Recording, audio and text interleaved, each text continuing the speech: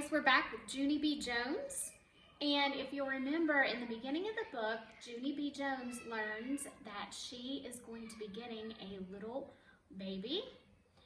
And she is not really very excited about it. So we're going to see in chapter 4 how it goes. The baby's not home yet, so let's see what happens in chapter 4. Chapter 4, Hoppy and Russell. My room at kindergarten is named Room 9. I have two bestest friends in that place. One of them has the name of Lucille. Lucille sits right exactly next to me. She has a red chair and also little red fingernails, which are very glossy. My other bestest friend is named Grace. Me and that Grace sit together on the school bus. Except for not today we didn't, because Grandpa Miller drove me. Then he walked to Room 9 with me. And he waved at my teacher. Her name is Mrs. She has another name too, but I just like Mrs. and that's all. When I first walked into my room, Lucille was looking at that Grace's brand new shoes, and their name was Pink High Tops. Hey Grace, those new shoes look very beautiful on you, I said. But that dumb Grace didn't even say thank you to me. Grace is angry at you, said Lucille. She said that she rode the bus today, and you weren't even there to save her a seat. And she had to sit next to Icky Kid. Right, Grace? Grace bobbed her head up and down. Yeah, only I couldn't help it, Grace, I said. That's because I stayed at my Grandpa Miller's all night. And there's no bus at that place, and so he had to drive me here today. Then I tried to hold that Grace's hand, only she quick pulled it away. That's not very nice of you, Grace, I said. And so guess what? I'm not going to tell you about my special secret. That's when that Grace called me a poopy head. Lucille held my hand. I don't think you're a poopy head, Junie B, she said. And so you can tell me your special secret, and I won't tell anybody, not even Grace. That's when that Grace kicked Lucille in the leg, and so Lucille pushed her down, and Mrs. had to come pull them off of each other. I raised my hand very polite. I wasn't involved, I said to Mrs. After that, we had to sit down and do some work. It was called Printing Our Numbers, only I couldn't do mine that good because Lucille kept on talking to me. That's why.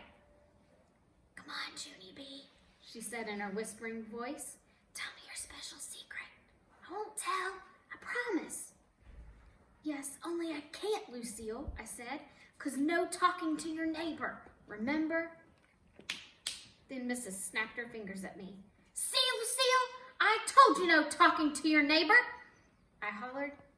Now I got snapped at.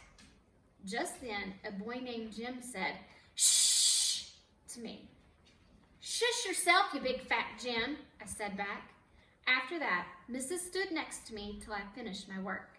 Then I got all done and she collected it. That made me happy inside, because guess what comes after work? Something very fun, that's what. And its name is show and tell. Mrs. stood next to her desk. Who has something interesting to share with the class today? She said. Then my heart got very pumpy, because I had the most special secret in the whole wide world. I raised my hand way high in the air. Ooh, ooh, I hollered real loud. Me, me, me, me, me. Mrs. shook her head at me, because I'm not supposed to go, ooh, ooh, me, me, me. She called on William. He is a crybaby boy in my class. I can beat him up, I think. William, said Mrs., since you raised your hand so politely, you may go first. And so then William carried a paper bag to the front of the room, and he took out a jar of 2 dead crickets. Except for William didn't know they were dead. He just thought they were sleeping. Jump, Hoppy, jump, Russell, said William. Then he tapped on the glass. Hey, wake up in there, he said. After that, William started shaking the jar all over the place, and he wouldn't stop. Wake up, I said, he shouted. Then Hoppy and Russell started falling all apart. and Mrs. had to take the jar away. That's when William started to cry, and he had to go to the nurse's office to lie down.